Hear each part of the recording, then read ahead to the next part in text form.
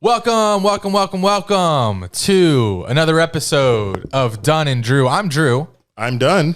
And we are here for you, with you for the next hour and a half, maybe two. It's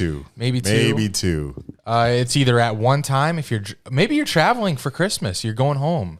Hopefully you can squeeze this pod in one listen. If not, we will be with you on your commutes to and from work. Yes. The gym. Or if you listen late, Happy New Year. Happy New Year. Yes, I know there are a handful of you that let us know that you're still like 5 or 6 episodes behind. So yes, that's a lot, but thank you for catching up. To give you a reference point, the Jaguars are now second place in the AFC South, one game back from first. That's crazy. There's your reference point. This was the best NFL weekend, and I'm not just being selfish and speaking about the Jags. I'm talking all around. Best NFL weekend that I can remember. Maybe since like week 18 last year when it was capped off with that Raiders-Chargers game. Yes, that was great. Or the Bengals-Bills week 17 matchup. Bengals-Ravens, where Andy Dalton got the Bills into the playoffs, and that was the start. Oh, that was a good one. A lot of dominoes started falling. That was the start of the Bills' playoff run every year. That was a good one as well. But, yeah, this week was immaculate. Started off with Vikings coming back versus the Colts in the biggest comeback in NFL history. I mean, ho-hum.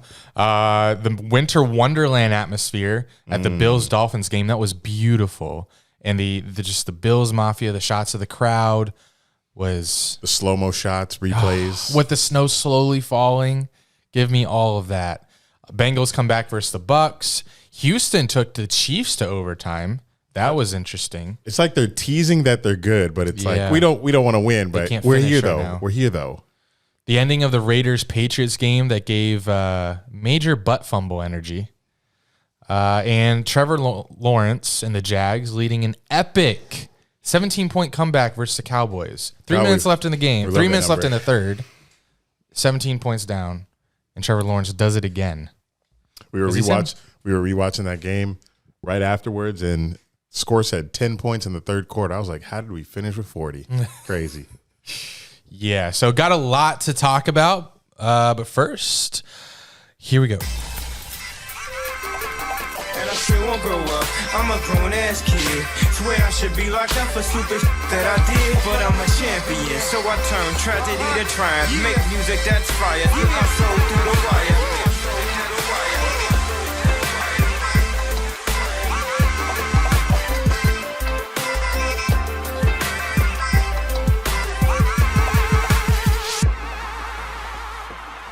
Before we get started, I want to say Jack is off for the next couple weeks while his mic still works though. Yeah, it does. I guess we'll leave it on just in case to feel like he's here.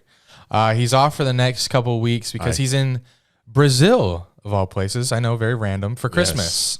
He is in Brazil for Christmas. Too bad it wasn't Argentina. Oh. The country's lit right now, boy. They might board each other. Don't quote me. Yeah, I'm not sure where Argentina. I actually thought about that today. Could I point out Argentina on the map? No, I cannot. Oh, well, I could do that. You could? Yeah. Blank map. You could find Argentina. Blank map.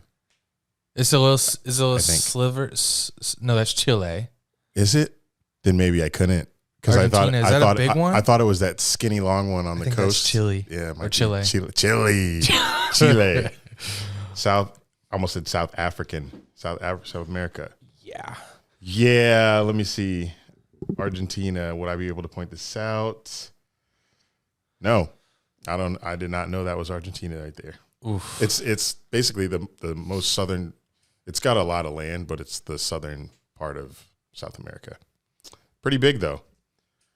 But yes, Jack is in Brazil, living it up with his bonus that we gave him a couple weeks ago. Was it last week? Yeah, last week. So Jack, I know you're listening because you're real. Enjoy Brazil. Let us know how that is when you're back. I'm sure you will. Secondly, I wish to retract something that I said on a podcast December 5th specifically. I declared myself a fair weather football fan. And I would like to go back and say that was not and has never been true about me. I am a diehard Jaguars fan. I never believed you I one have bit. never wavered, and I have always been a Jaguars fan, and I always will be. So I just want to clear the air there. Yes, I'm glad you did that. Cause You didn't believe me, right? No, I didn't Okay, believe you, good. but I would thought, like, why would he tell these people this? Like, he doesn't believe this, but they were going to believe you, and I'm sure they did. Yeah. So thank you for doing that. You're welcome. I posted that the season was over after the 5-game losing streak that someone decided to bring back today on Twitter, and you can't blame me. The trauma was in my eyes in that picture. Trevor had thrown another red zone interception. Is that Broncos? It was Broncos Yeah, London that was game. Funny enough, that was the turning point of the season, of Trevor's career, actually. Right. Yeah, that interception was the one that said, all right, I know who I am. This can't happen anymore. And he flipped the switch, and he hasn't been old Trevor since. But I'm back, and the Super Bowl cruise is again in jeopardy. Let's give some context for the new listeners. Yes. A few of them. We have a Super Bowl cruise that we're going on for my 30th birthday in February. It embarks from Miami on Super Bowl Sunday and gets back on my birthday, the 18th. So if the Jags are in it, we have to cancel. No refund. That sucks. But if they're not, because okay with that. we have to go to the parade, like we couldn't miss the Jags' first Super Bowl parade ever. That would be very stupid. The content that we would miss out on would be, but man, that would be. If the cruise left like the day after the parade, that would be the wildest week amazing. of our lives. But missing that parade would be top one worst things we've ever done as content creators. So yes, Jags make the Super Bowl. No cruise, no birthday cruise, but still Jags Super Bowl birthday gift. I'll take it. So all we have to do is not lose another game, true, and we're literally in the Super Bowl. Wow. We have to win. I like the way you put that. The Jaguars have to win 1, 2, 3, 4, 5, 6, 7, 8 more games in a row. More games. Why this March Madness? One more. Just put the team on. Just team 1-0 on the bracket. Just be 1-0 every week. But this is Christmas week. I don't know if it feels like it near you. It does near me a little bit. Just had my girlfriend's family in for her graduation and a little bit of Christmas. Went to St. Augustine, checked out the lights over there. That was not as fun as it was in previous years because there were so many people in St. Augustine on Saturday that the trolley was in traffic most of the time. So didn't even get to enjoy the lights, really. I was enjoying just being on it and acting a fool. But Christmas for me is going to look very different this year. Not spending it at the regular home I usually do because Hurricane Ian had other plans. We have an Airbnb in Daytona Beach still, where my grandma is at right now with my sister and her 2 kids. And we will be spending Christmas and New Year, if I go down there for New Year, in that Airbnb as a family because all of our carpet is ripped up in the house. Everything's everywhere. And it's just not a great space to host right now. Obviously, if you guys saw it, you'd be like, holy shit, you guys live. Well, I ain't been living like that, but my mom and dad had. So Christmas, it's gonna be different this year. Gonna look weird. Gonna have a dog in the house. Never had that before, and my girlfriend will be there. So it'll be the first time for a lot of things. But head down there Friday. So there'll be one pod this week because Thursday I'm going to I'll be at the game. Jets. Thought you were gonna keep that under wraps. I will. I'm not gonna go into detail till later. That'll be into the pod if they make it. Wednesday I fly out. Thursday's a game. Come back Friday. Then Friday night I'm trying to go to Spurs Magic in Orlando. What the fuck? And then I'll go back to the Airbnb in Daytona. So gonna be a busy week. So we'd have to record on Tuesday, so that's not going to happen. So this is your week pod. We'll try to make it as great before Christmas for you guys. What excites you about Spurs Magic? Must be a free ticket. I just want to go. I just want to go see an NBA game while I'm in Orlando. I just want to go. Cool. Yeah. Maybe invite a Orlando local. We are the kings of the weekend. Kings of the weekend. I'm going to try, guys, so hard not to make this a Jaguars podcast. Good luck. But Sunday, we spun the casa once again at a Jaguars tailgate. And the last time we did that, we were down 17 to the Raiders. 19? Yes, 17 to the Raiders, and we came back and we won. We tried not to spin it. We were kind of peer We pressured. win today or yesterday. Yeah. Yeah. We were peer pressured. Yeah, Like, because I was walking around with a bottle of Casa. It's hard to see that and not want to spin it. Yeah. Bold City Cat, he said, we going to spin it? I was like, now we need a table. He cleared a table. Yeah, he cleared a whole table to make it happen. Because people were watching the World Cup on all the tables, but I was like, it's not going to happen, and it happened. But I didn't want to drink, but the Casa never fell Grow on up. me. Casa never fell on me. I got out cleanly. We told people not to put their mouth in the bottle, but like 3 people still did it. But Andy gave me a shot anyway, but it's all good. Anyway, the reason why Casamigos is my king of the weekend, we are 2-0 when the Casa's spun at a tailgate. Last time it was spun, Raiders game. This time, down 17 again. Come back. There's something in that. There's something in that Casa. I swear it. Might bring it Thursday then. Oh, yeah. Oh. He said, oh, yeah. Don't work on the road? It's definitely coming week 18 versus Titans. Oh, yeah. It's getting, like, we Everything's might coming. need 5 bottles to spin week 18. We should bring versus one Titans. per circle up. Oh, my God. Like Every 30 minutes. That's like, that is crazy, but that's 6. how insane I want to be that game. okay. I would love that. When do they start circle ups? How early do they get there to do that? I don't know. Maybe 10 is the first one. 10, 10:30, 11, 11:30, 12, 5. They don't do Five it bottles. 5 bottles of Casamigos we're spinning on January 8th, I think it might be, 7th or 8th. Trying to go undefeated, boy. Bring the Casa. So since Casamigos isn't an actual person, I have a. Actually, no. Casamigos can stay. My other king of the weekend is because Jack's not here, so I'll go for him. And I am nominating Rayshawn Jenkins. Fuck again about the Jags, guys. I'm not doing. I'm unbiased today. It's Rayshawn Jenkins though. I feel like anyone would make him king of the weekend. 18. This is a safety now. 18 tackles, 2 picks. What? That's got to be the best. Just that stat alone's got to be one of the best safety performances in NFL history. Yeah, I agree. Okay, and that's not all. 18 tackles, 2 picks. One of those picks was a game-winning overtime pick 6. Off a tip, which was close to the. I'm not like disregarding it. I'm just saying that makes it kind of harder because the focus to grab it because it was headed on. It wasn't like a tip in the air. Yeah, you had to like really bend pay down attention. and grab that shit. Keep your balance. He's my king because he's not getting a lot of recognition today. It's all about Dak. It's about Trevor Lawrence, rightfully so. It's about the Cowboys' defense and them, quote, choking.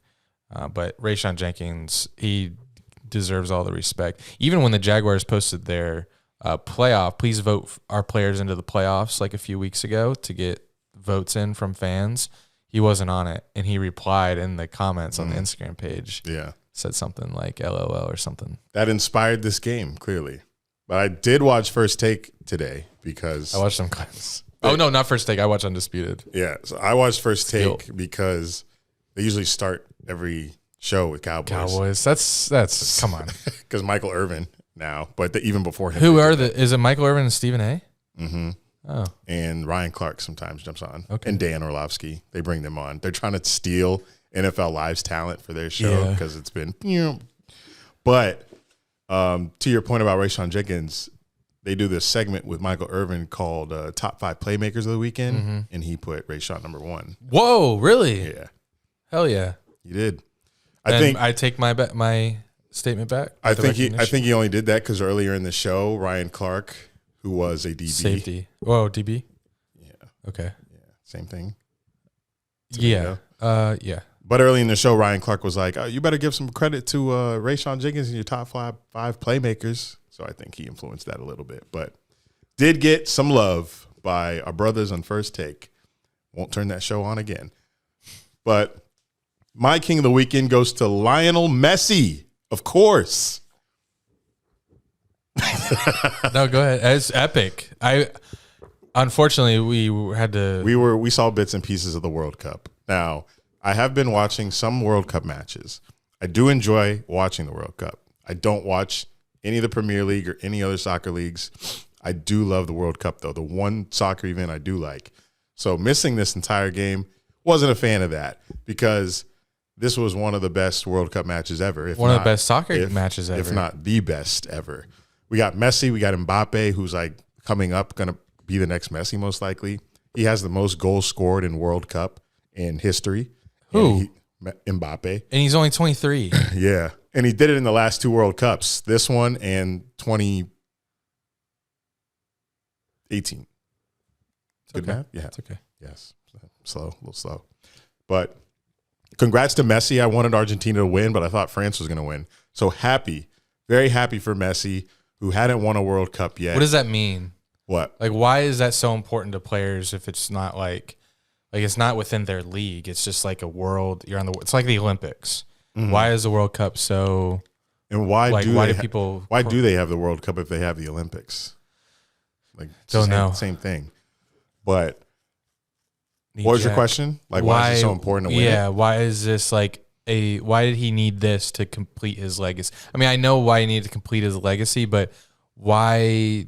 I guess I don't understand, because I'm not in that culture, why playing for your country is so like important over like just a random club team in another country. I feel like the World Cup would be more important because you actually have to qualify for it. Only 32 teams make it out of the entire world. So that's number one. Even qualifying is hard as fuck. USA hadn't even been in it in like 8 years. Maybe I don't know why I think that someone playing for money would motivate them more than playing for their country. I got it backwards. This should motivate them more. Mm-hmm. Like college football, more emotion is in that. While I do shut down any people that say NFL players only play for money, that's completely not true. It was like the Titans player that cried the other day. And Thibodeau, he had a video after a game where he's crying. Like, players care in the NFL a lot. I don't believe at all that they don't care. It's just like, but college football is, I understand that. Yeah, they're super emotional. The same. And before, the NIL, they weren't getting money. It's a culture thing. Like the entire country of Argentina bawling because they won the World Cup and they love Messi. Yeah. Of course, Messi has fans all over the world. But if you're Argentinian, it means so much more to you. Like France would be like back-to-back World Cups. France would love that shit. They'd love bringing that back to France. So I guess I'm saying like on what stage. Because like why we root for sports is because it's fun to, when your team win, to brag and about rivalries and stuff like that. So like, when is an Argentinian gonna run into a French guy, and say like, talk shit? Like, hey, we'll see you in 4 years. Yeah, that's not the rival. Brazil, on the other hand, would be like a more rivalry type matchup for them because it's in their same continent. But no, there's not going to be Argentinians fighting with French people. It's more friendly fire. Like, I remember when Morocco beat Croatia, I think it was. No, they played in the third place game. Portugal. Yeah. Morocco beat Portugal, and Morocco fans were like taunting Portugal fans, but it was all like in fun. So it's just a prideful nation thing to win the biggest soccer event or sporting event in the world. Yeah, sporting event. This is the biggest sporting event in the world. Yeah. That is Messi has almost 400 million followers on Instagram. That is insane that he has that many. Damn. Man averages like 20 million likes a post. That is crazy. And that is also crazy that I also didn't realize. I mean, it's easy to realize it, but I'd never, I guess, haven't thought of it. That is the biggest sporting game contest was played on Sunday in the world. Right before NFL football, like 10 a.m., perfect timing, because then we get to just smoothly transition into the NFL. Everyone that was watching Fox, most of the people got Jags Cowboys in the country. They went from the World Cup into Jaguars' epic comeback versus the Cowboys. If Jack was here, he could give us some stats on the Nielsen rating and how many people watch that. I'm sure he would. Do they get money at all for playing in the World Cup? I'm sure.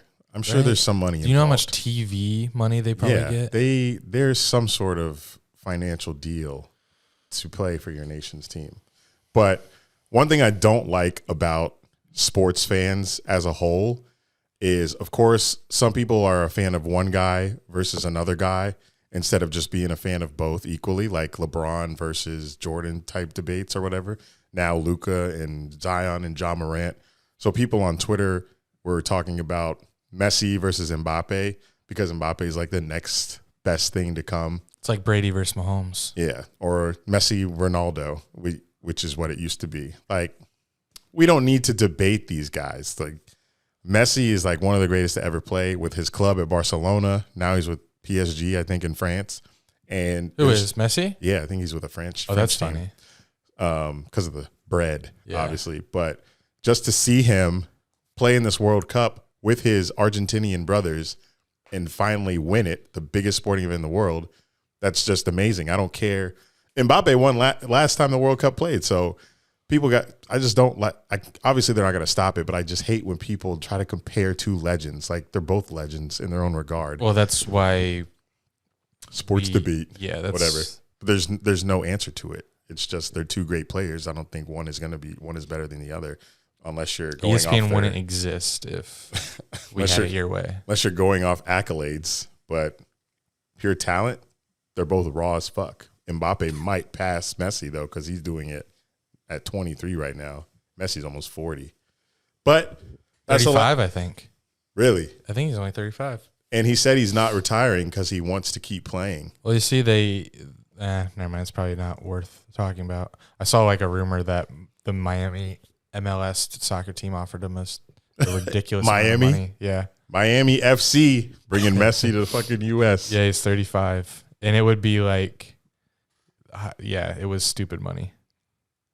That is crazy. But that's the last you'll hear about me talk about soccer until the next World Cup in 2026.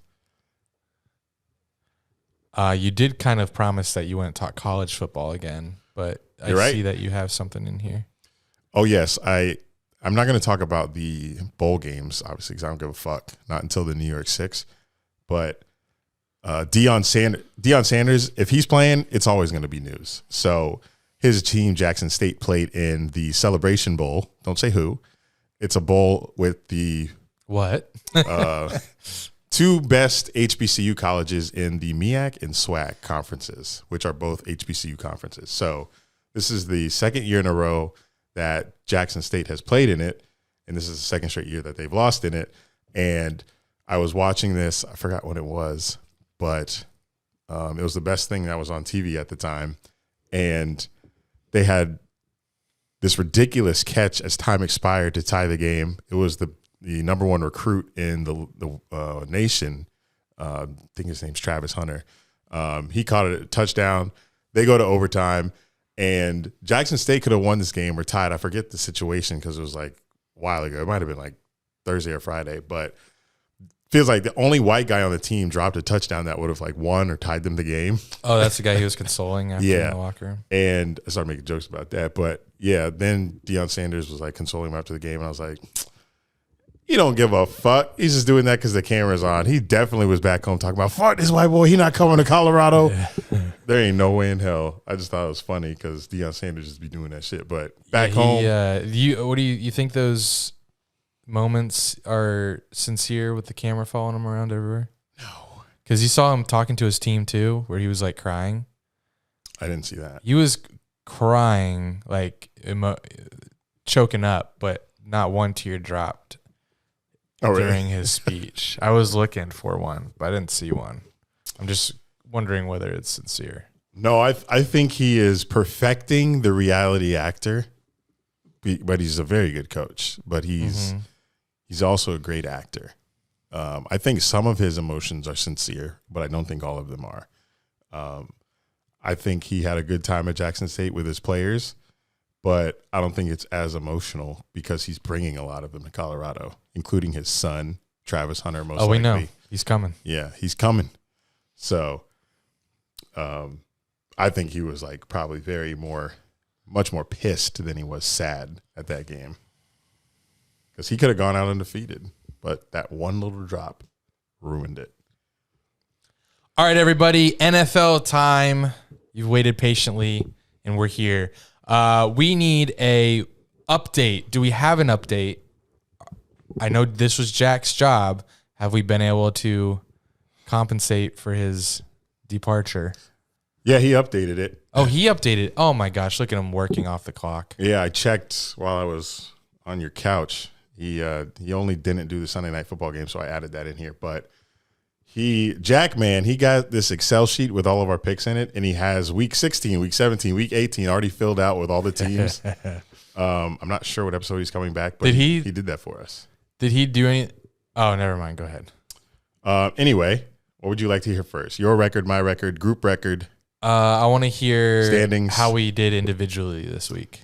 Individually, you and Jack, 8-6-1. Ooh, okay. The one was Titans, Chargers. The spread was 3.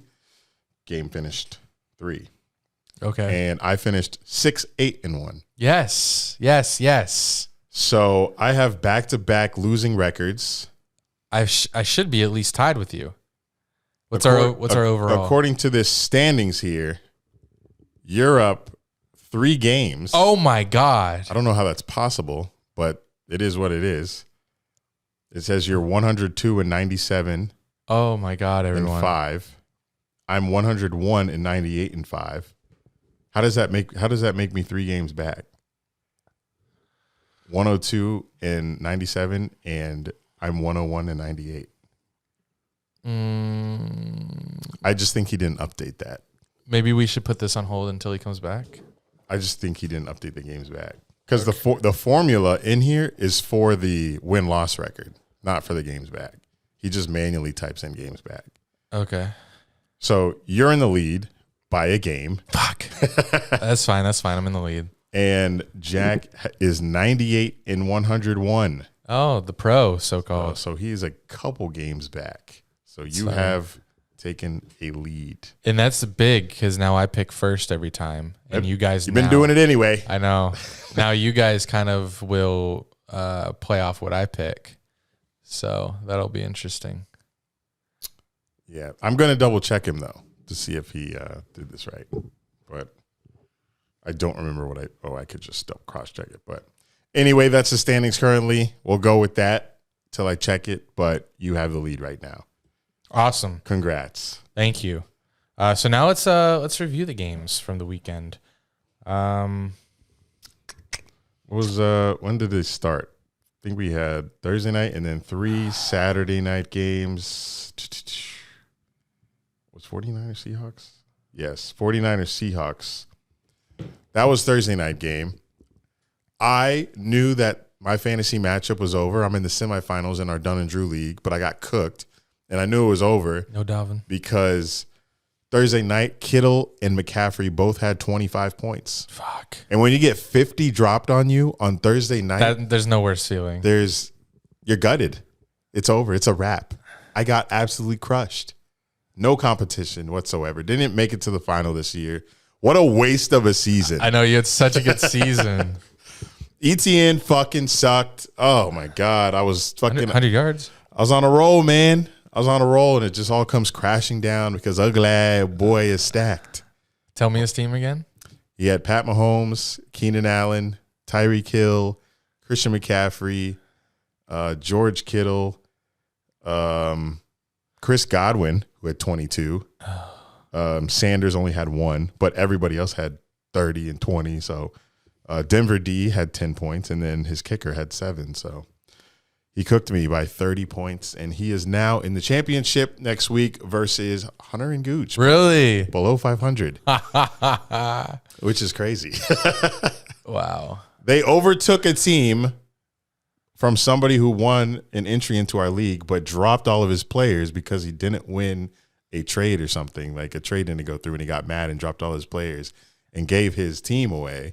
And now that team. And the highest bidder was his co-hosts on a podcast that I'm not sure if they still do or not. If they do, they're giving me shit for saying that. They're his co-hosts, 2 co-hosts, take his team after he drops all his players, and I'm pretty sure there was some kind of inside job going on there because I'm pretty sure they like gaslit him or something to end up dropping his team. They like said, "Hey, you know what you should do? You should drop your team." So he does. and I kick him out of the league. They come in, take over his spot, and it just seemed like a little sabotage moment. It was pretty funny. Yeah. And now I've been rooting for them since the other guy dropped all his players. I've been rooting for his co-host to win just to prove him that he should not have done that. So I do have a rooting interest in the finals. I know if you're listening to this, you don't care because you're not in the league, and no one cares about fantasy football that they're not a part of. It's just coming full circle. So we had to tell you guys because the championship is next week, and it's Gooch and Hunter after taking over this team, and I lost. Do we want to do here? Let's do no. I was gonna say, do we do him throw of the? So Jack's not here. Him throw of the week is this segment. I'm trying my best to do it in his stead without just picking Trevor Lawrence throws. So I outsourced some of the recommendations, and I got some tweets from Twitter and Discord.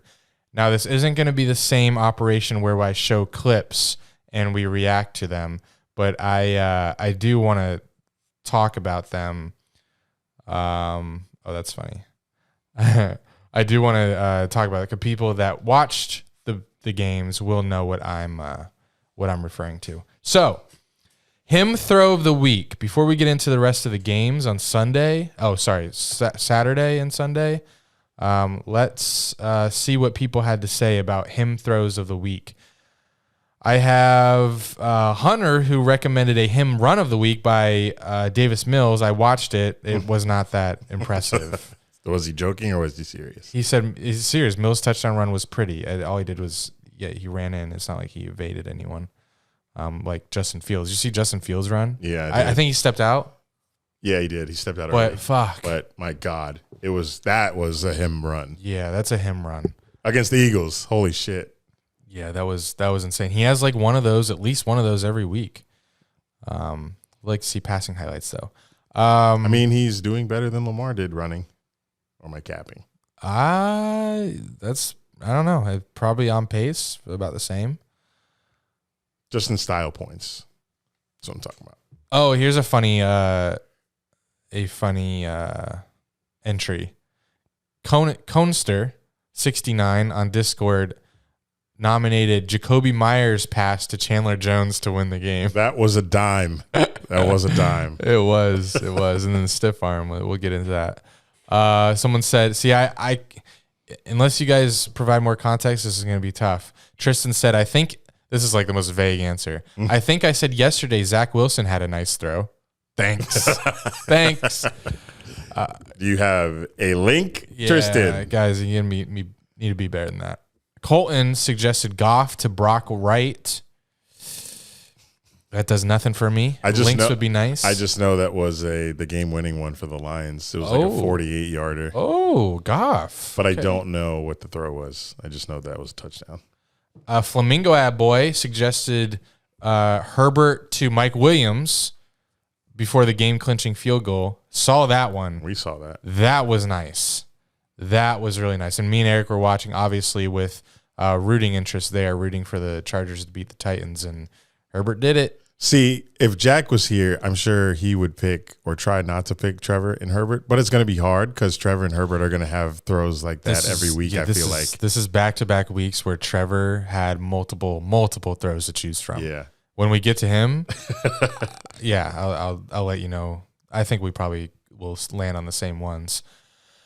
Let's see. Any Burrow recommendations? He did have 4 tutties. I know. You'd think there would be. Comeback. Let me go to Twitter because I also posed this question on Twitter. But Jack does pick the QBs that fly off the radar. He's one of those. Yeah, I'm going to get him out of doing that because hymns are hymns. There's nothing you can do to. I'm going to pick Taylor Heineke. Yeah, no. All right, let's go to my tweet. I said, link us your him throw of the week nominees. If we don't get good recommendations, they'll all be Trevor Lawrence. Okay, this is okay. Brian must not be caught up on the podcast because he sent us a college football him throw. Yep, not going to do that one. Catch up, Brian. Josh Allen. Got a Josh Allen one. Oh, he's scrambling. Oh, yeah, I remember that one. 4-yard touchdown pass from Josh Allen to James Cook. Oh, that was one where he was rolling to the sideline and he sliced it in there. Yes, that was a good one. That was very sexy. We have a Trevor Lawrence nomination. This is was that the Kirk one? Fingertip? No. Oh my God, that's in it too. It was the one where you recorded where the Cowboys player almost gets his hands on it. Oh yes. Where Trevor's rolling out to his left and throws it. This is to get into field goal range to tie the game. Just like Herbert. To Zay Jones, right over number 6. Insanity. That was so good. Like there's no way you can call that lucky. That is just straight precision on Trevor's part, especially with the way he was throwing across his body like that. Another one, same play. Another one, same throw. So that's that same one to Jay. Yeah, 3 straight. That's an early favorite. Here's one. Justin Hurts rolls out to the left. Jalen? Oh, wow. Justin. Justin Hurts. Fields, Jalen Hurts. Rolling out to the left and throws to Devontae. Was it Devontae? Oh, my goodness. That was nasty. It was AJ, right? No, it was Devontae. AJ is another nominee, but I guess I will show you this. Look at him roll. Okay, so he's going to roll out to his left. Jalen's going to throw. Looks like he's throwing it kind of. On the other angle, it looks like it could have been a throwaway. But no, it's just him being extremely razor sharp. Look at Devontae Smith like, oh man. The concentration by Devontae. And he threw that just like Trevor threw that one to Zay, like across his body like that. Yeah. Rolling out to the left to the other side. Right-handed quarter. That was dumb. Okay, next one. I actually like that one for first right now. Oh, okay. I would too. Just because of how tight of a window that was with the sideline. Yeah, that window and him throwing to the left, that is insane. We have a Daniel Jones. What? Oh, okay. This is just a dump off to the tight end, but I didn't read the caption. Skip to 240, 4th down conversion. Did you watch any of the game last night? Barely. It was more like noise in the background for me. So Daniel Jones had 4th down. They were up 7-3, 2-minute drive to try to score before the half. Plenty of time. But it's 4th down, probably because, I don't know, they're on the 35. I'm surprised they went for it. 4th and 9. Daniel Jones, clean pocket, hits one of their receivers for a 1st down. Yeah, cool. Definitely a New York Giants fan. Not worth showing me. Definitely, though, a Daniel Jones highlight. Oh, yeah. Like, Daniel Jones, we're trying to get as much out of that. Right. And this would be one that I would, if I was a Daniel Jones fan, Giants fan, I would definitely put this on the it's definitely one of the first of these that you've seen from Daniel Jones. Put it on the ticket. So this is very clutch. This next Jalen Hurts throw, very clutch on their own. It's 30-yard line. AJ Brown. Who else? I swear he's not. He's taller than 6 foot tall. He's just super broad. That's probably what does it. Jalen Hurts throws a bomb to AJ Brown, who's running on the right sideline, who breaks off, sheds his tackler, and almost scores a touchdown. But the ball placement and the situation, I know we're not doing situation of the week. Yeah, Trevor would have won that this week. But being up 17-13 and you want to put the game away, this is how you do it. You saw the play, right? Yes, that's the one I did. Okay. See. All right. This Christmas feels like the very first Christmas to me. Let's go to the next one. This segment's so much more organized when Jack is here. Because it's a segment. And someone said Gino to... Oh. We got absolutely just blown up by Maga Seabass, so... Oh, God. I'm not going to give him the validation. What do you do? Send like 20 Gino throws? No, he just shat on the Jags. It's just pointless. And when you get to Trevor...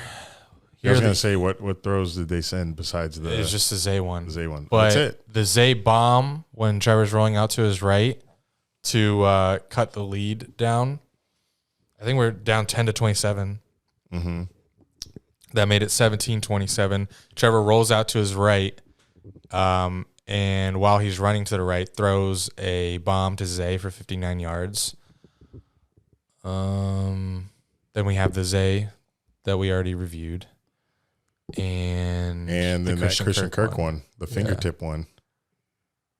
Where Trevor's backing up, backpedaling, throws it off his back foot, hits Christian Kirk on a dime. Like, no one else could have got that but Christian Kirk. Great throw. Are we going to try to prove our unbiased here and go Jalen Hurts? Yeah. Have to. That's fair. And not just because of that, I actually think Jalen Hurts' throw was better than any of Trevor's. Like, they'd be 2. If Jack was here with a list of 5, I'd put Trevor at 2. Yeah. Just like I did that week with Herbert. I was like, Herbert won. I can look past Trevor. Trevor, you're doing well. You're doing really well, but these other quarterbacks are just doing one more step above you. No. I say, okay. And I don't know what you mean by that, but I mean, in the throw of the week segment. The very specific throw. Okay. Yes. I think that's what I'm talking about. I think he's the number 1 quarterback in the league right now. That's Is that crazy? But I'm talking. I know you're not. But you got way too defensive too quick. I know. I thought that's what you meant. Am I wrong to say that he's the best quarterback in the league right now? I don't know who it would be. I mean, Josh Allen in the snow throwing. What did he throw? 4 touchdowns. If you go off of Trevor's past games, yes. But when you say like best QB in the league right now, you mean like at this moment? I guess who's had the best month and a half? Yes. It's like, who's been good the past 3 weeks? Yes, then Trevor. He's had like 1 interception, 15 touchdowns. So I would definitely put him up there, all the way up there. All the way up. Nobody's above him. Should we do the playoffs standings instead of going through the games? Because then we can go back to the games based off the playoffs. I feel like we should go to the games and then the standings because the standings came after the results of the games. They did, till you get to Falcons Saints. I don't care about that game.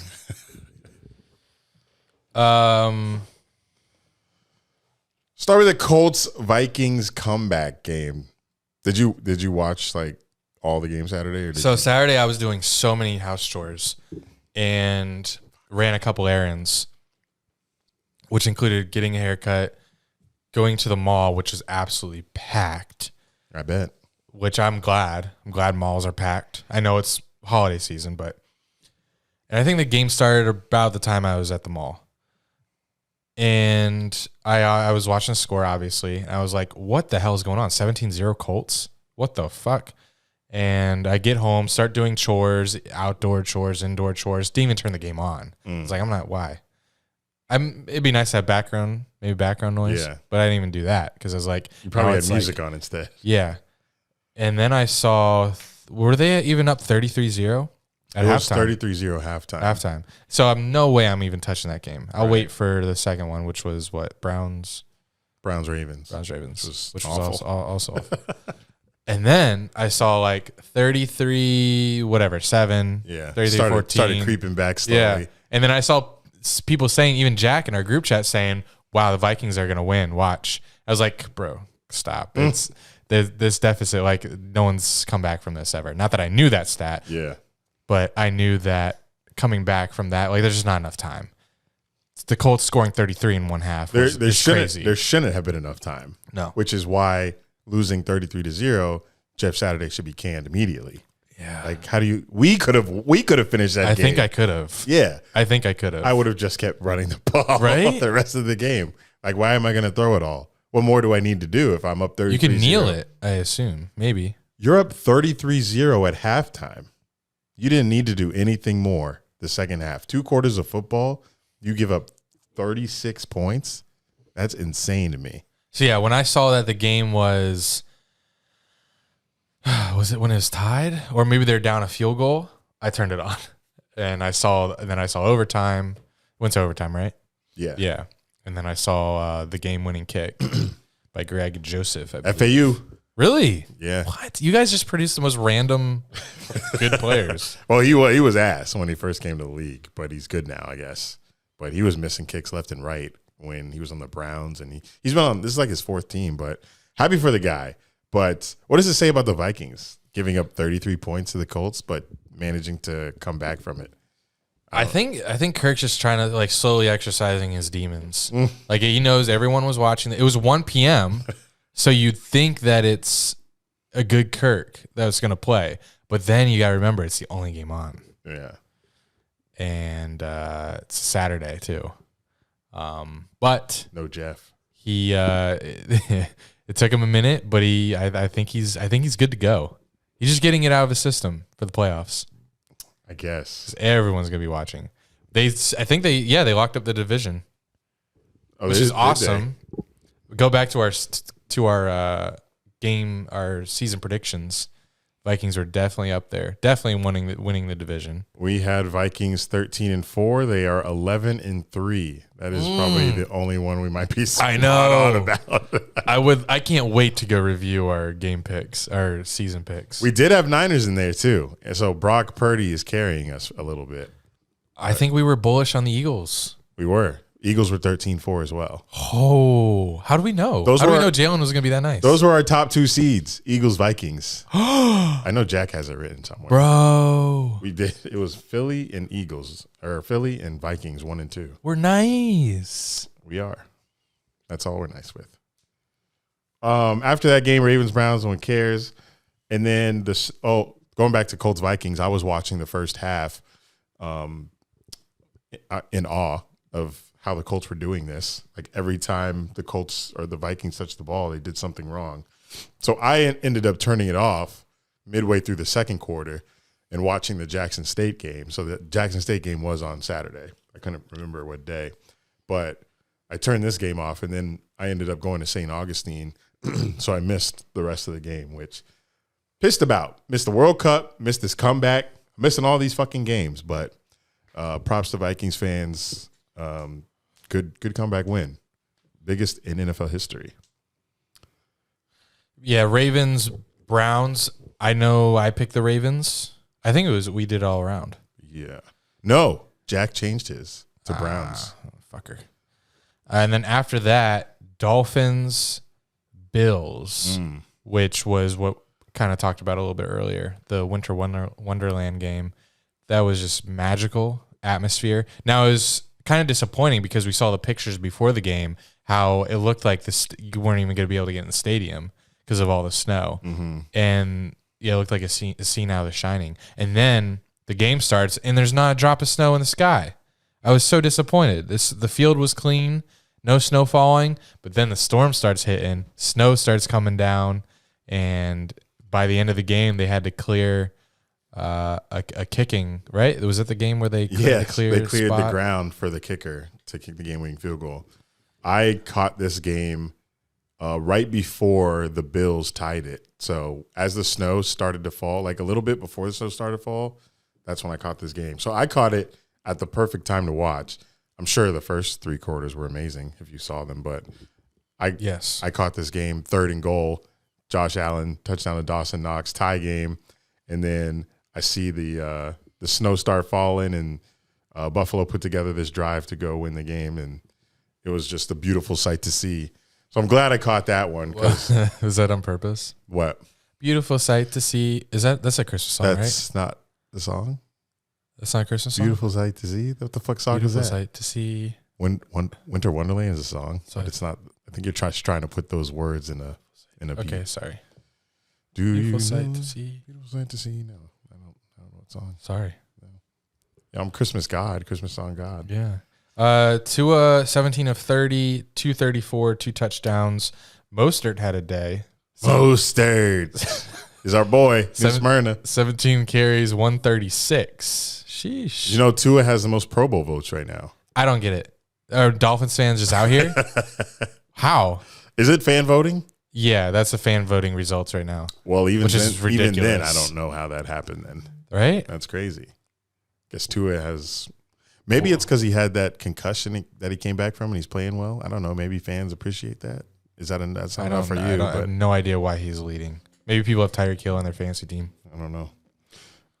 But Dolphins in this playoff picture, they're hanging on by a thread. 7th seed. You think they're going to fall off? No, I think their remaining schedule's too easy. I think they'll be able to handle it. They've lost 3 straight, okay? But they've been to San Francisco, Buffalo, and the Chargers. All good teams, playoff teams. Damn, they've lost 3 straight. They have Packers, Patriots, and Jets next. I think those are 3 winnable games, and I think that'll be enough to get them in the playoffs. But, said last pod, I think they'll lose their opening game in the playoffs. I don't think they're good enough to win a playoff game, depending on who their matchup is. Especially if they're the last seed in the AFC, they're going to be against fucking Mahomes or Josh Allen again. I just don't think the Bills have what it takes to win. I know you said that, but then I said I think they'd be able to close teams out when it mattered, and they showed this last game that they could. Yeah, I'm talking playoffs versus Bengals or Chiefs. I see Josh Allen's stats right here, and it's ridiculous. 25-40, 304, 4 touchdowns, Oh, my God. 10 carries, 77 yards. Is he not MVP? Anyway. They're not talking about him. No, not really. It's like Hurts, which Hurts may, pardon the pun, hurt his MVP chances with the injury that he has now. That is true. I did just see that today. Gardner Minshew may start next game versus the Cowboys. But like, how can you successfully make it through the playoffs if your leading rusher is Josh Allen? I mean, I know it works. I guess if it works, but you gotta have a run game so you have some play action. I guess we're going to find out. We will. Hopefully, for Stephon Diggs' sake, it doesn't end with him staring at the scoreboard, watching the Chiefs make it to another championship Sunday. Because they last two playoffs they've lost to the Chiefs, right? Yes. But last year it was the divisional, not the AFC Championship. Correct, because Chiefs lost to the Bengals in the championship. Yeah, so Bills, they still have this hump to get over with Patrick Mahomes. So if they get matched up with the Bengals, who I think is an extremely tough matchup, if they get hooked up with them first, I don't know. It's going to be tough. I believe in them, mostly because I want them to win it all. But it's going to be tough getting through Burrow and Mahomes in the AFC for years to come. Good luck. Next game. So now we're on Sunday. Let me look through here. What do we want to talk about? Jack's not here, so Steelers, Panthers don't matter. I wouldn't have asked him about that shit anyway. Steelers did win. Let's give some praise to the motherfucking Detroit Lions. Yes. 1-6, and now they're 7-7. They've won 6 out of the last 7 games now. They're 1 game away from a playoff spot. Couldn't tell you the last time they made the playoffs, but they haven't won a playoff game in 30 years. Something tells me it had to do with Stafford and Megatron and them going to like the Saints and losing in the playoffs. But the Lions' next 3 games, Panthers, Bears, Packers. Oh, my goodness. You see, what's the wild card standing look like? Let me check. Do you have NFC on there? I do. You know, I got this shit right. I know they're in the hunt. Are they in one of the spots already? No, they're not one of the spots. Really? They're like half 1 game out. Ooh. Because Washington is in the last spot, but they have the tie. My God, please don't let it be Washington. It goes so Giants and Washington have the last 2, and then it's Seattle, Detroit, both 7-7. They went out, they're in. Come on, they'll be in there. Who was the guy that cried on Hard Knocks? Jamal. Oh, it was the running back. Yeah, that keeps scoring. Yeah, Jamal Williams. Yeah, well, he didn't score for me on Prize Picks this week. Oh, you took him? Yeah, to just score anyway. Oh yeah, he didn't. Doesn't look like he's. Oh, he got more touches. 13 rushes, 33 yards. Did you win? He's usually the goal line guy. Yeah. Did you win anything in Prize Picks this week? I did, but it was like the 3 out of 5 or 4 out of 6. Ooh, so I got the lowest multiplier you could win, but it kept me afloat to keep making entries. But I didn't win any big money. No. I attempted to make big money because I'm on a high from my $500 win the other week, last week. You like withdrew like thousands of dollars recently. I wouldn't say thousands. I'd say hundreds. I think it's 1,200. $1,100. I was trying to give you some credit. $1,300. $1,300. Yeah, I put on my bank account. You've been on a roll. No bakery. No Pillsbury. That was for Holden. So I was attempting to win $1,000.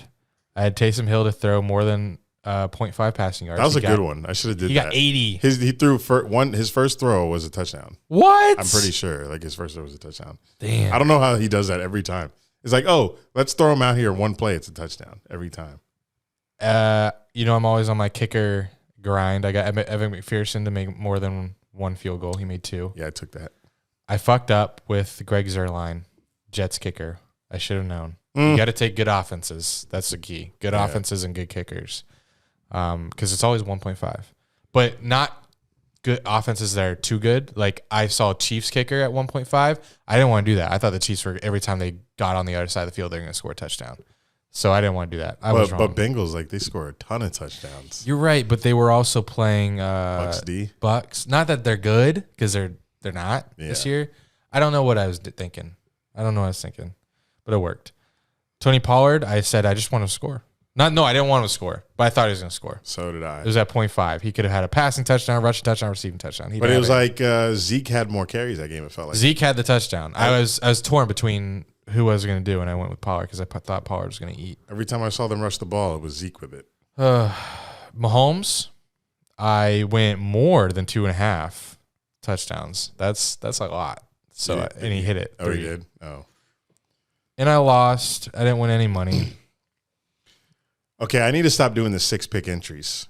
Really? Because I always hit like 3, but it's just a matter of picking those 3. I just like them because you can bet 20 and win 500. Like I had CeeDee Lamb fantasy score, hit that. I was very confident about that because I didn't think we'd be able to stop him from throwing a CD all game. And then I threw the Lionel Messi and his teammate to score a goal, and he scored a penalty. So that was cool. And then I took Evan McPherson, and those 3 hit. But I didn't win any money because I lost 3 others. I took Texans and Bears defenses fantasy score. Under? Because they were lower? Playing. What is it? Less. Because they were playing Eagles and Chiefs. Right. And they both scored more than 3. Oh, my goodness. The line was at 3. Texans had 5. Bears had 7 on the Eagles. I was like, come on, man. It's like, of course, when I make an entry with these 2 bum-ass defenses, I can't win it. But I do have an entry for tonight. It's a very basic one. Baker Mayfield, less than 13 fantasy score. Aaron Jones, more than 60.5 rush yards. I think Packers are a running team now. Other than Rodgers to Christian Watson, they are a rush-heavy team. But if you guys have not yet downloaded Prize Picks, get it. Go to the App Store. Type in Prize Picks. Download it. Use our code, Dunn and Drew, all one word. You get a 100% instant deposit match with whatever you deposit. And send us your entries. We might copy you. We've had some success in Discord. We like riding the wave together. We love riding NBA waves. I don't like to tail people on NFL, but the NBA, I'll coattail you. But anyway, yes, Lions, they're in the playoff hunt. And this is the Cat's year. How about the headline for my last podcast episode was pretty good. I didn't really mention it last week when we were talking about the resurgence of the Panthers, Jags, and Lions, but they're all Cats. So there might be something there. Panthers did lose the Steelers, though. Nobody in the NFC South wants to win. Like Carolina could have easily been in the first place right there. The Bucs keep losing. But nobody wants to win. The Bucs are 6-8 and have the Are you kidding? And are first in their division. Oh my goodness. 6-8. And they're in first. That is insane. We might get a team 3 or 4 games under 500 in the playoffs. Oh my gosh. That's crazy. Because if this were before we extended the games, the best that a team would be there would be 8-8. Mm-hmm. There's a good chance that they're going to have a losing record.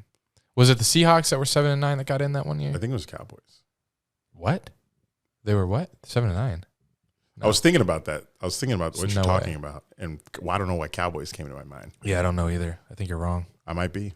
Probably am. But Bucs play, okay, they might not have like a terrible record because they have 2 more division opponents. They have Carolina and Falcons. So it might even out in the end. So Carolina has a chance to win that if they can beat the Bucs again, because they beat them the first time, like 24-3 or something. Might have even shut them out. Yeah, 21-3. Panthers have Lions next. That's gonna be tough for them. Ooh. Yeah, Panthers have Lions, Bucs, and Saints, but none of those teams are a threat in the playoffs. I just wanted to see. I just want y'all to know that losing record, it's possible to make the playoffs. Philly narrowly escapes Chicago, 25-20. We kind of touched on this game. Jalen Hurts, he threw for 315, but 0 touchdowns and 2 picks. What? Yeah. He also, Who the hell scored? like we said, he scored 3 rushing touchdowns. Of course. Imagine it's 0 touchdowns, 2 picks, and you still score in fantasy with him, like whatever that would be, 6, 18, 19, 20, probably like 20-something. 22-yard rush touchdown, a 1-yard rush touchdown. Wow. And another 1-yard rush touchdown. Yeah, he's the only one that scored. A.J. Brown did have 181, and Devontae Smith had 126. Oh, my God. No one else, pretty much no one else did anything. The guy named Kenneth Gainwell, 9 yards. Quez Watkins, 6. And Jack Stoll, 6. So is that triple-headed monster sustainable in the playoffs? Just them 3? It would be nice.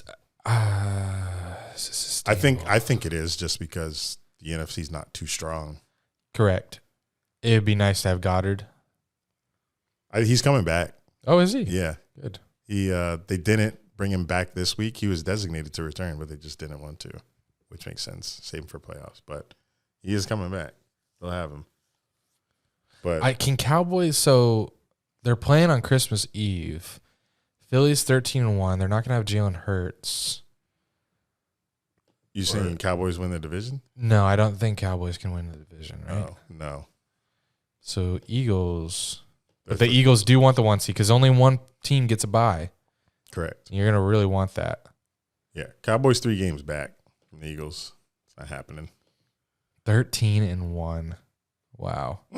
With that one loss to the Commanders, they could be on their way to a perfect season. Could be. That's just how unstoppable that offense is. But instead, they're going to be 16-1 and lose in the NFC Championship. To the Niners? Niners. Brock Purdy. Oh, my God. I can see it. Writing's on the wall. I don't want to see it.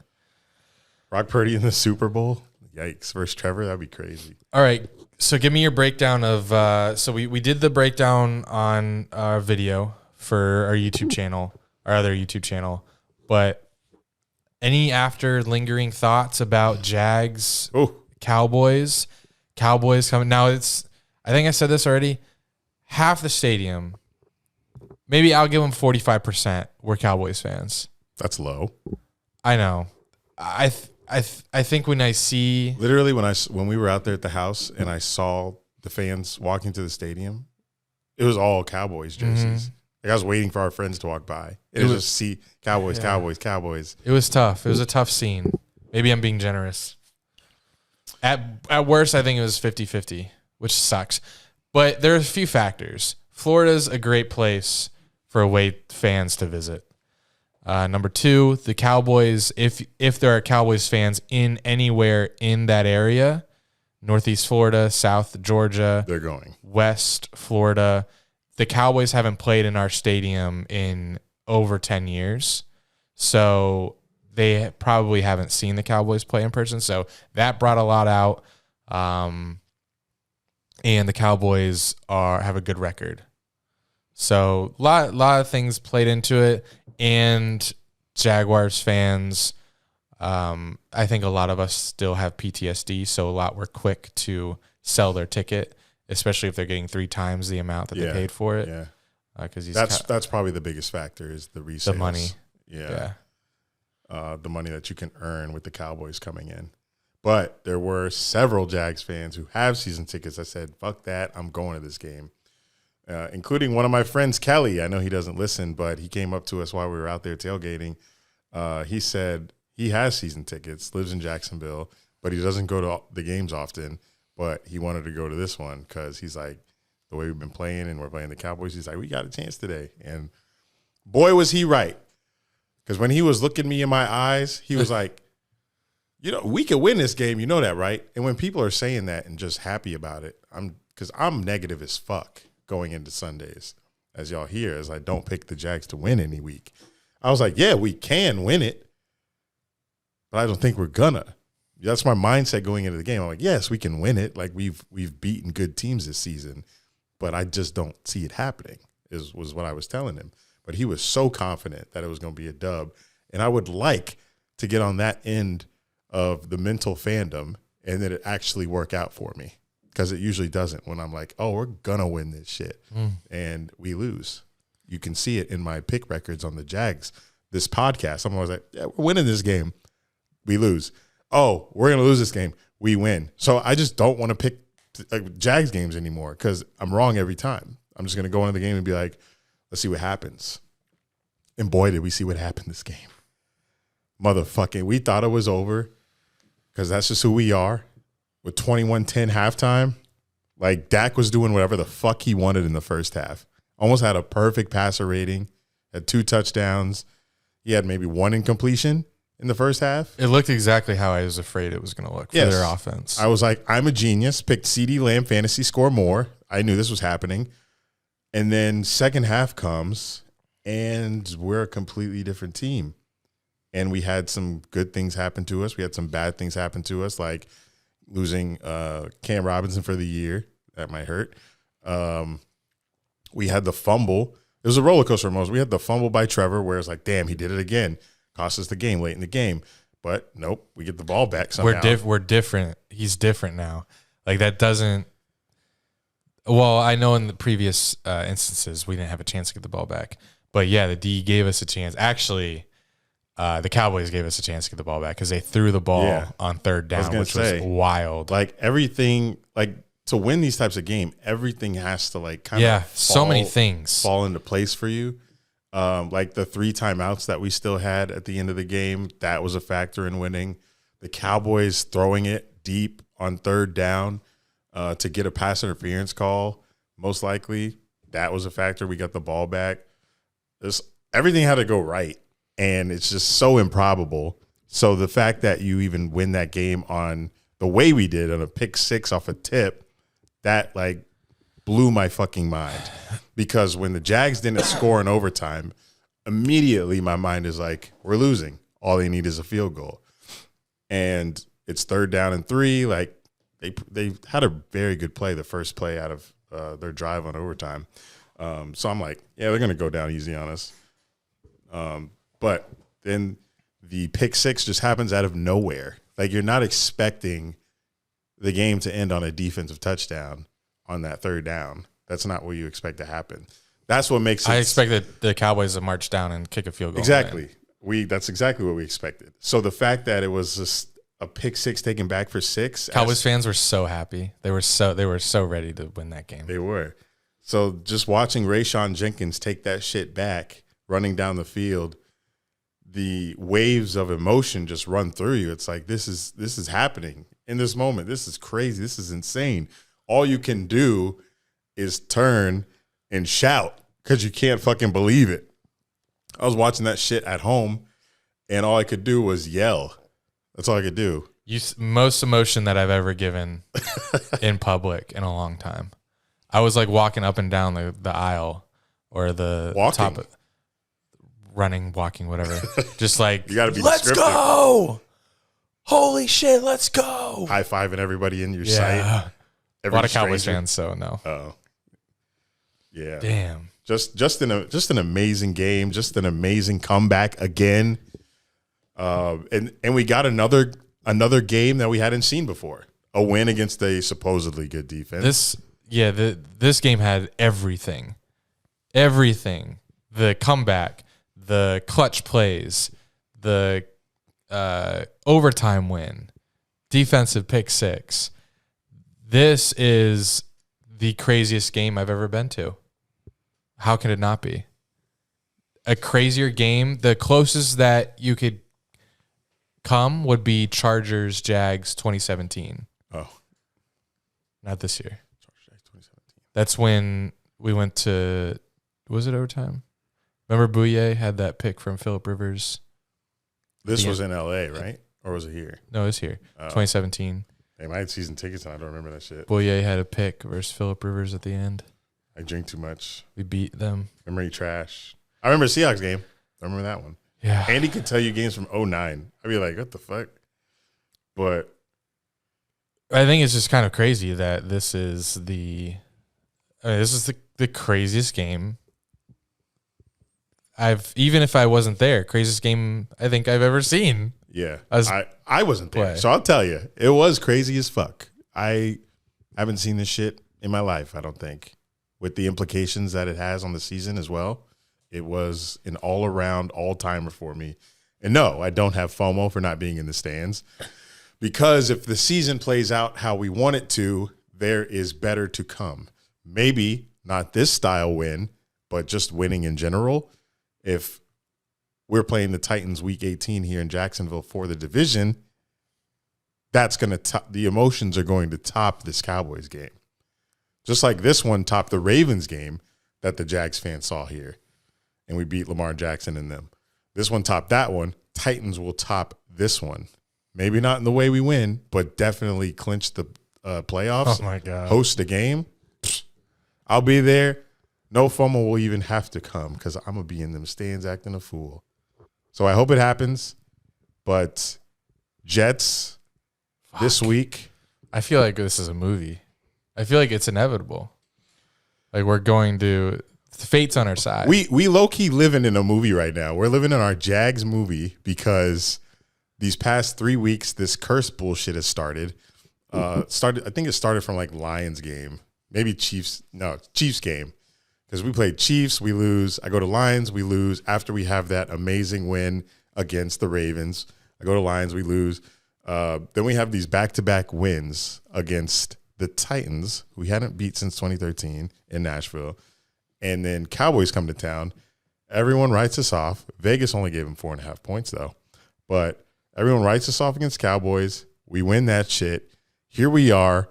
What, a game from tying the Titans record? We're a game away from having the same record. 3 games left. We have the New York Jets, who should be a team you beat. Not a team you look over, but a team that you see and you're like, with Wilson starting, yes. Yeah, you see Zach Wilson on the offense and you're like, we should beat that team. But their defense is very good. And that's what I'm afraid of. But am I? Because Trevor's better than any good defense that we can be put up against.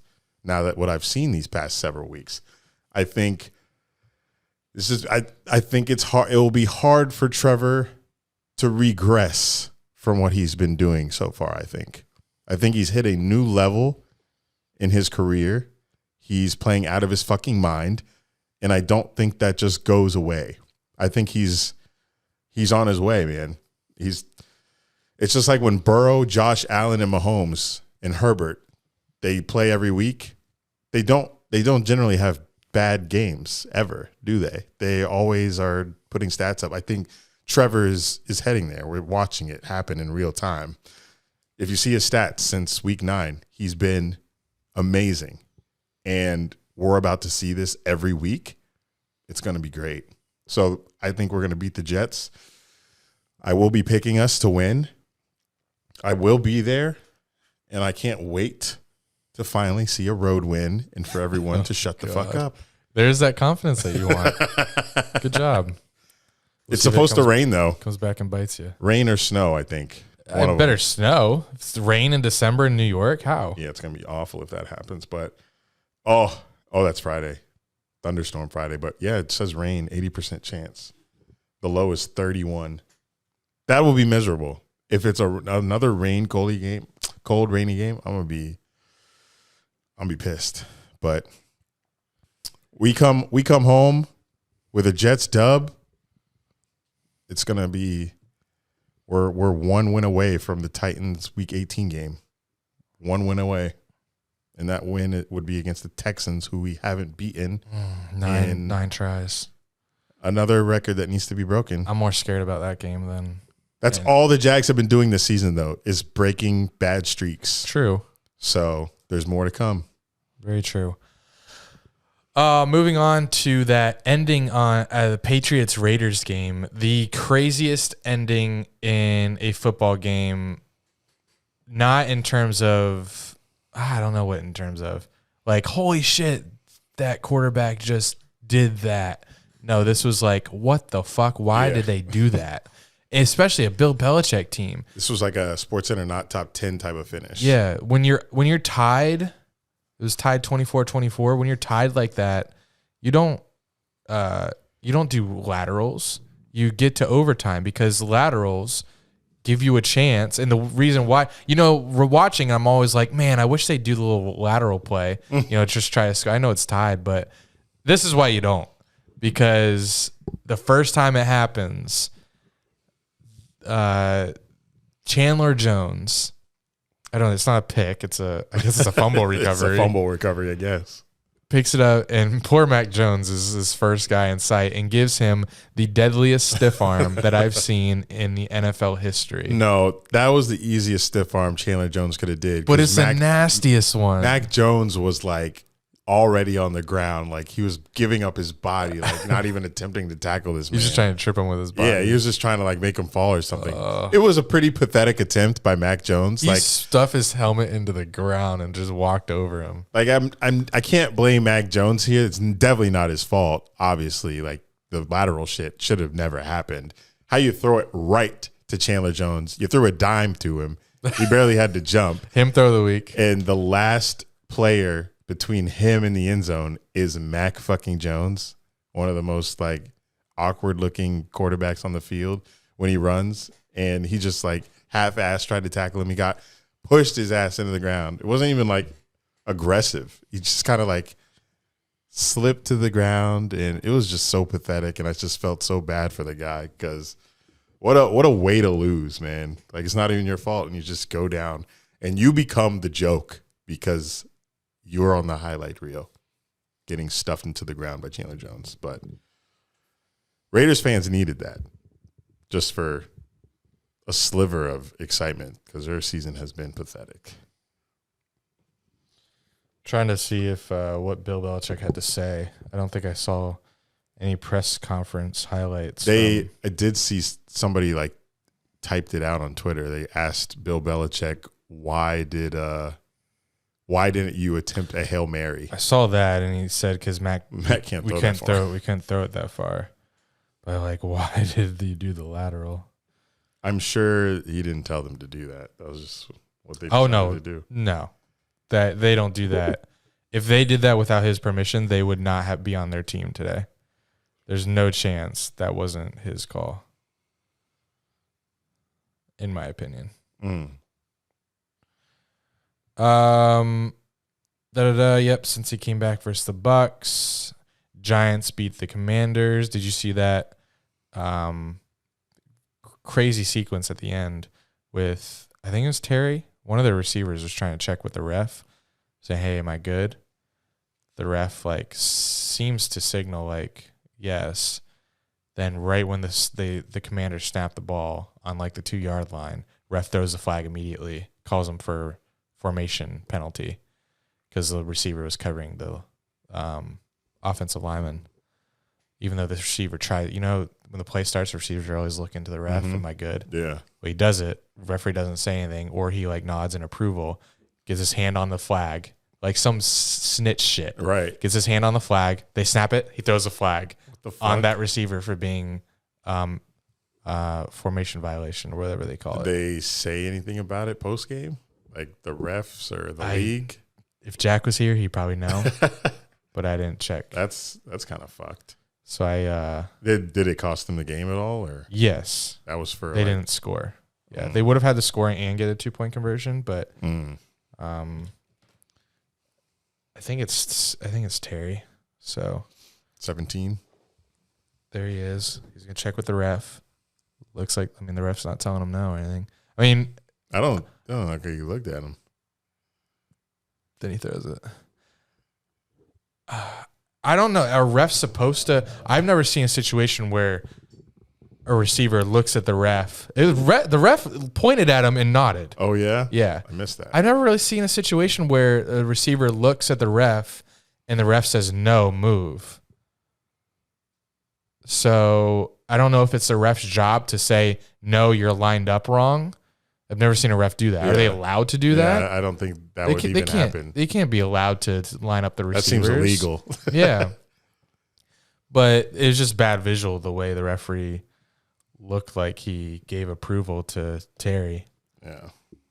Interesting. And then apparently there was a very, very questionable no call on pass interference. Same drive. They're on the 2 or whatever. I guess they'd be backed up 5, and then they score again.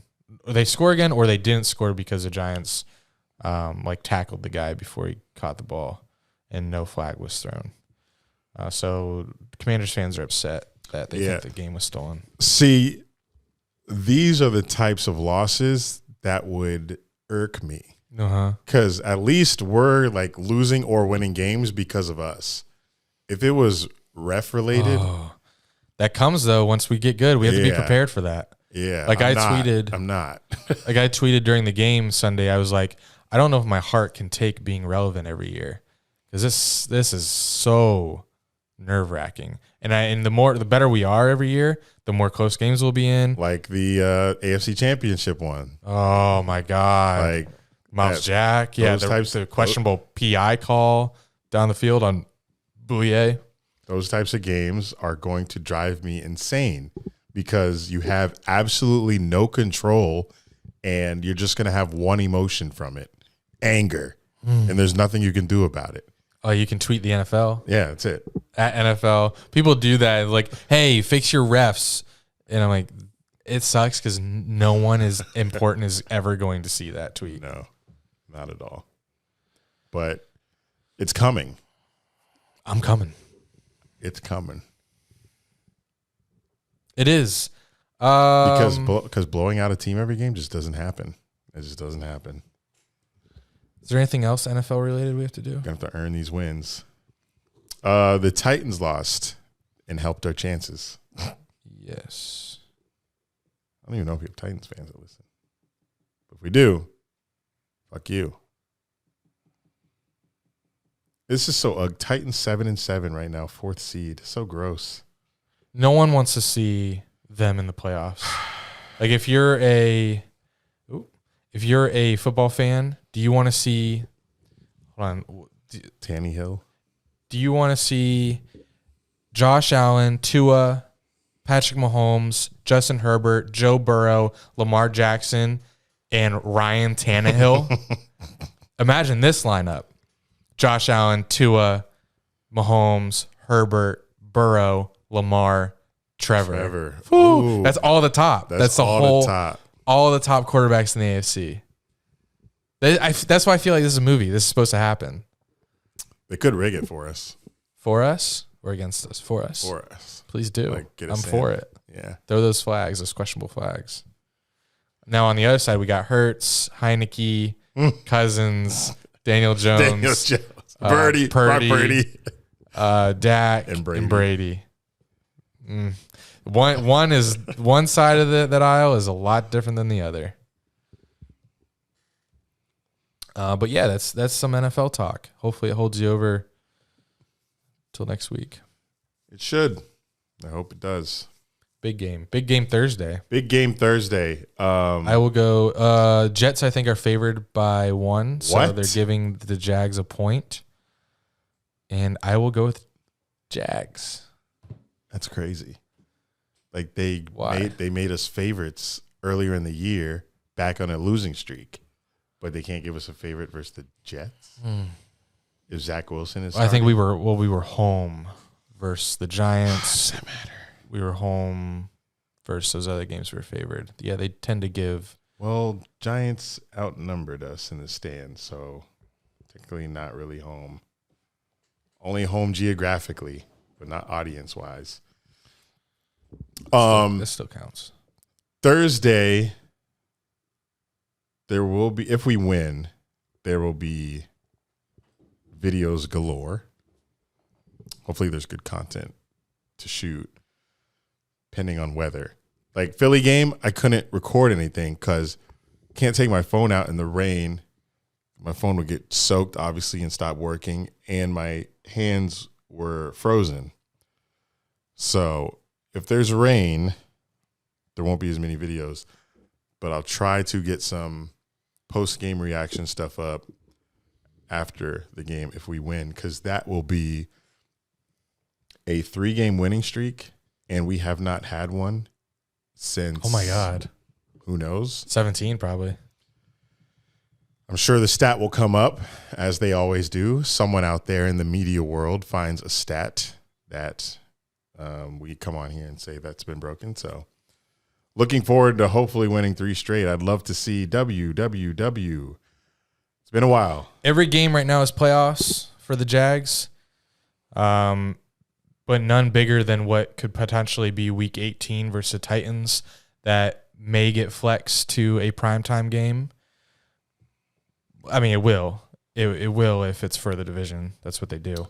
We have tickets to it, which are in the nosebleeds in row V, which seems very high. It's almost Z.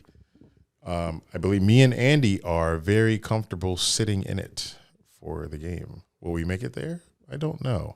That remains to be seen.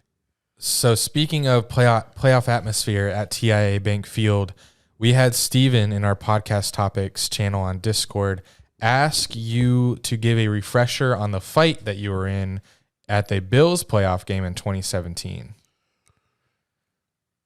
It was a cold January morning. I hadn't lived in Jacksonville yet. I was at my sister's apartment. Andy came and picked me up. Wow. We could see our breath that morning. It was very cold. Great morning. God, that was a great morning. That was fucking amazing. I had my beanie. I can't wait. I had that beanie that isn't sold anymore. It's like I remember I had a new hoodie that my mom got me for Christmas as well. Didn't make it out of the stadium. I just forgot it. I was too hype. But anyway, we get to the tailgate. Drinking commences. I think I was on the puke board by like 10 a.m. Wow. 10 or 10:30 a.m. I puked that game. It's on video. Because someone had Irish trash cans. Oh, yes. Like, you want an Irish trash can? Sure, we're in the playoffs. That's going to be us again. They said Week 18. They said I don't remember what was in it, but it was disgusting. I didn't care. I heard everything that was in it. I said, run me that.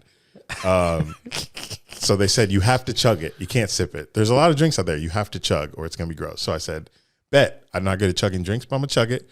Chug. It was okay. It wasn't bad. It was fruity. But then like 5 minutes later, projectile vomit into the fence, get back to the tailgate, continue to drink. Puke and rally, baby. So I was empty, obviously, so I had to fill myself back up. I was empty stomach too. That's the best time to drink. So no, it's not. For me, because I'll puke anyway if I eat and then drink because it won't sit well. But anyway, I drink enough to get absolutely blacked.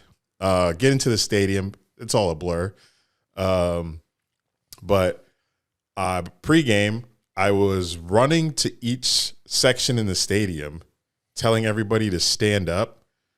So I was yelling at the top of my lungs to all these sections. I don't know where you were yet, but I was. No clue. I just ran off, did my own thing, and just went to each of the sections. And I was like, get the fuck up. Oh, I know you had a headache after We're this. in the fucking playoffs. Why are you fucking sick? Oh, just yelling at everybody. no. I tend to do that a lot. I did that the fucking Cavs playoff game.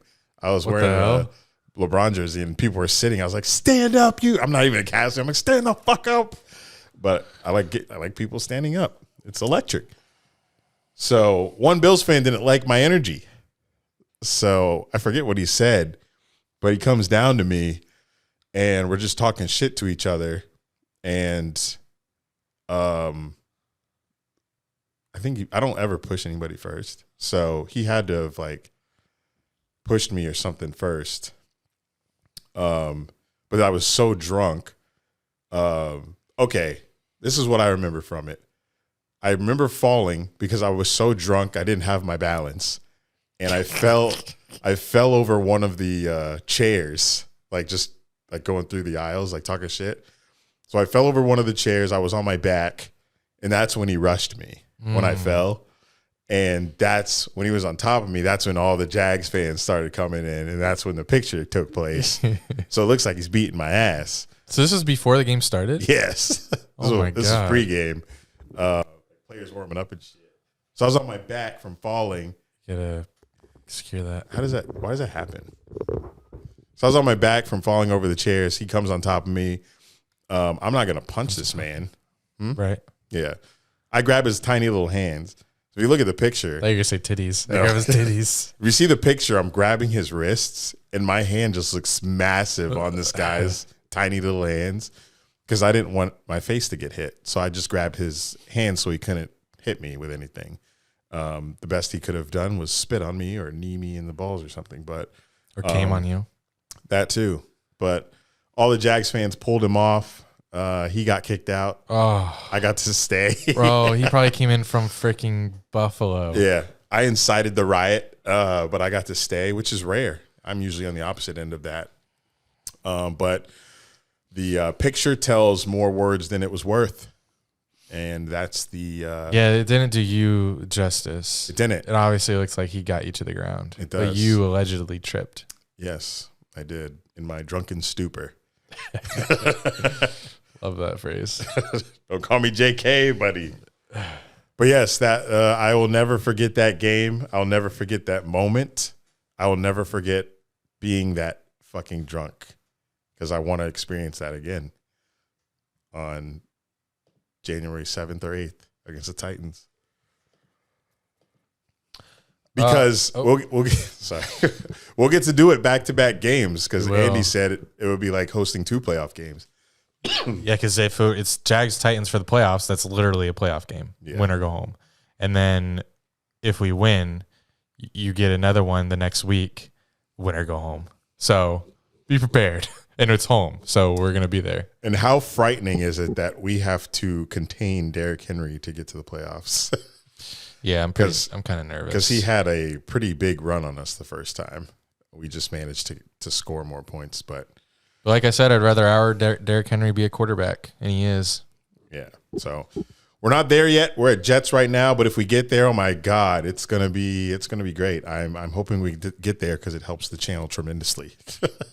It does. I remember last week when we did podcast topics from the Discord, or the week before, one of them was what makes you irrationally mad, and something happened recently that reminded me of something that is definitely just pisses me off, but it's like I shouldn't be this mad, is when you're in a bathroom at a workplace or a restaurant or wherever, and you lock the door, and someone like jiggles a handle, it's obviously locked, and they knock anyway. Oh, what the fuck do you think I'm going to do? Walk Update you on what I'm doing, walk out. I'm shitting. Yes. I'm in the bathroom. Yeah. I don't say anything. I either don't say anything, or if I know, maybe if I know people there, or if I know who's knocking, I'll say, come in. Come in. Yeah. While it's locked. Yeah. So dumb. So I hate, and I hate when people make, also, if I'm at a stall peeing, when someone tries to strike up conversation, don't talk to me if I'm peeing or shitting. Oh, yeah. I don't like being talked to. That doesn't happen often for me. Hate being talked to when I'm going to the bathroom.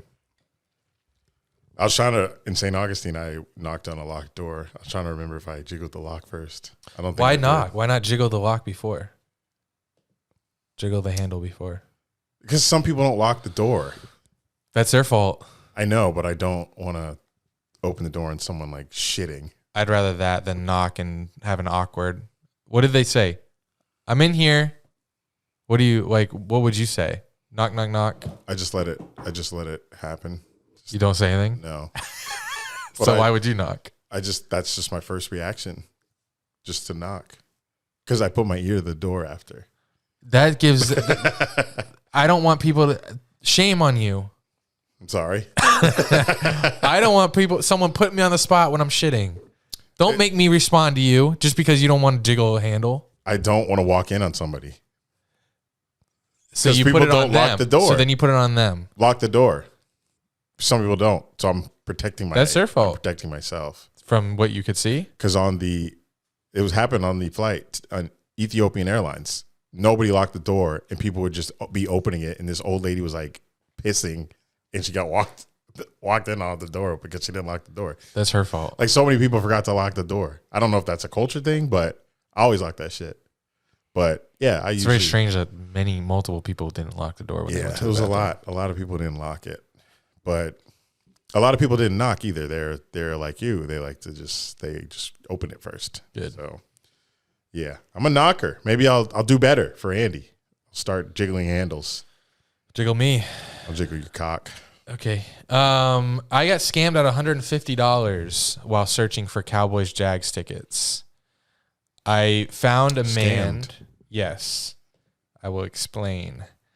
I found a man on Twitter. His name is Steve Turek.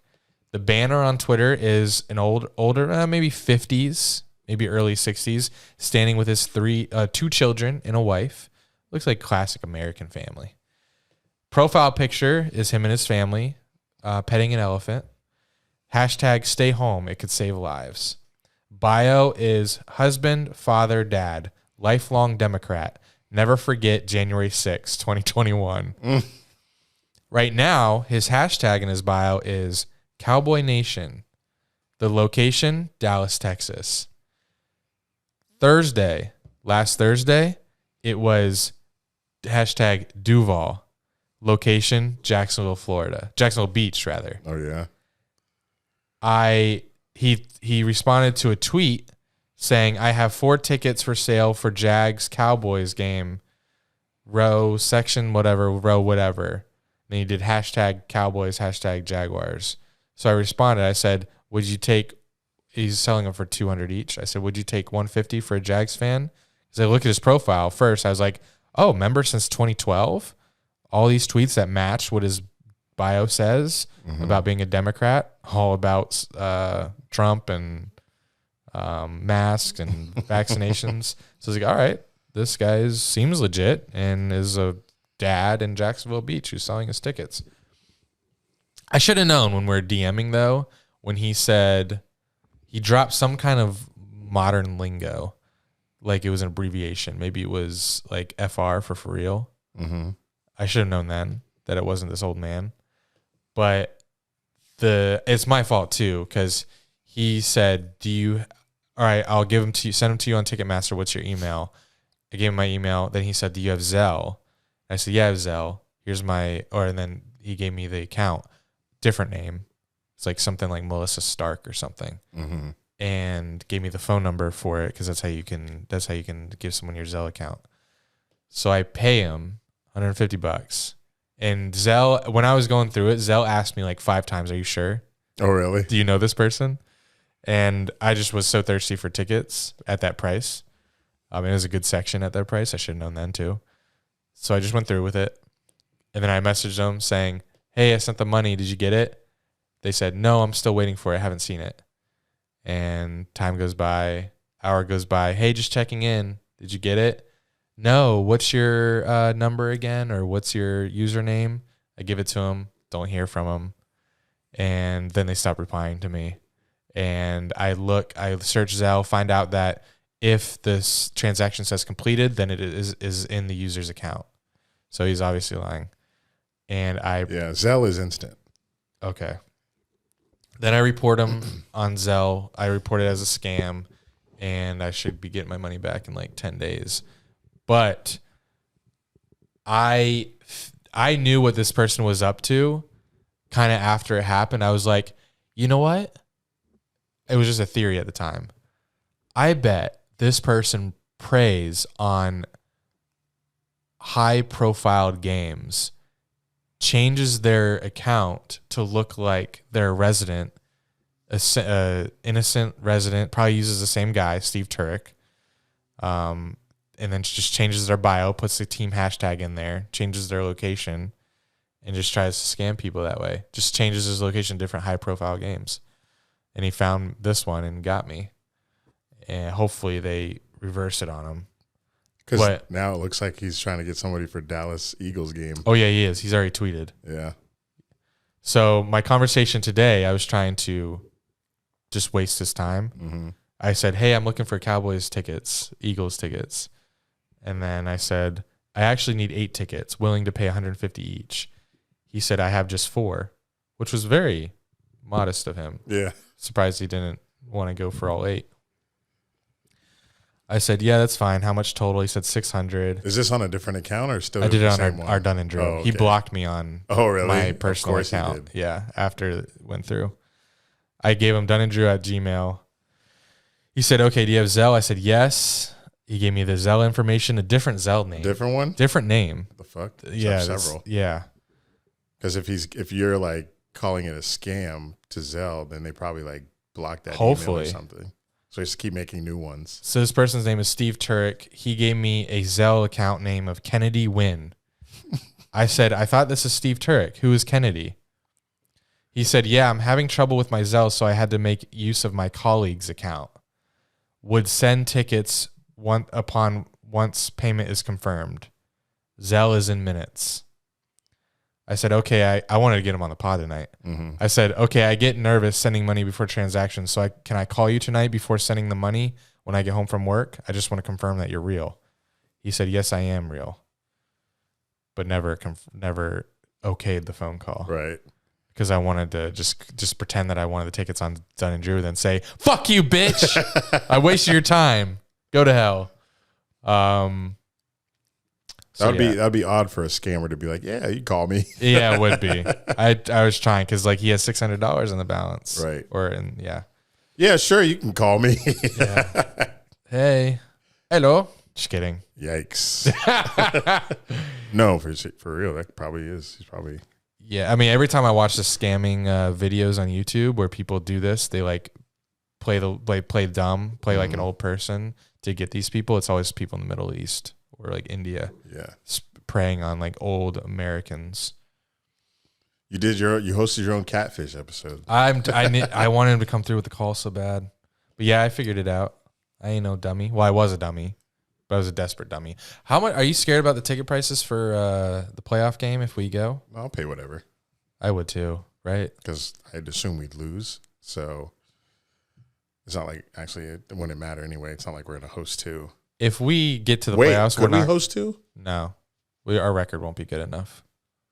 We would have to. Oh, it's record based at that point. If Yeah. like a top seed lost, Yeah, we would. Well, unless a wild card, because we win our division and a wild card makes it. Yeah, that's what I mean. Then, yeah, I think there's a way. But yeah, I'd pay whatever. I don't know what section, but I don't think it would matter. I'd just pay. I think if we got there, our mindset wouldn't be that we think we're going to lose this game. If we do enough to get to the playoffs, I don't think we will be thinking that. We will be thinking that we can beat any team in the league. Any. Yes. Well, it wouldn't be Bengals, Chiefs, or Bills. So, yes, we could go in that game like, oh, we're winning this because it could be Dolphins, it could be Ravens, Chargers. We beat both. We beat the Chargers and the Ravens already. Not that that matters. Herbert would scare me. Of course. Still, because they're healthy now on offense. Yeah, that would be nasty. Mike Williams back, Keenan back, Eckler. I'd be quite nervous, but let's take it one game at a time. Let's beat the fucking Jets. Let's beat Zach Wilson, and we'll see you January if the time comes. January 6th. Shout out, Mom. Happy birthday. If you are a Patreon subscriber, patreon.com/Dunn, we're going to do a Patreon segment. I have a surprise for Eric. So we're going to get his live reaction on Patreon. He doesn't know about it right now. I'm not surprised often, if ever. You probably, this isn't, I don't think you'll be expecting this. And it's not really from me. Is it Secret Santa? Could be. Because Hunter said I'm getting it this week, so. You might be getting part of your Secret Santa gift in like 10 minutes after I pee. Yeah, he knows who I got. And I don't. And we're going to do a live reaction on patreon.com. Right. So. It's going to be Jet Suite tickets. Thank y'all for listening. We'll see you next week. Merry Christmas. Merry Christmas. Jolly Saint Nick. YouTube.com/Dunn and Drew. Watch us and listen to us because there's audio on that as well. Patreon.com/Dunn and Drew if you want to see what this fucking surprise is. But until next time, this has been Dunn and Drew, baby. Where you at, Jack?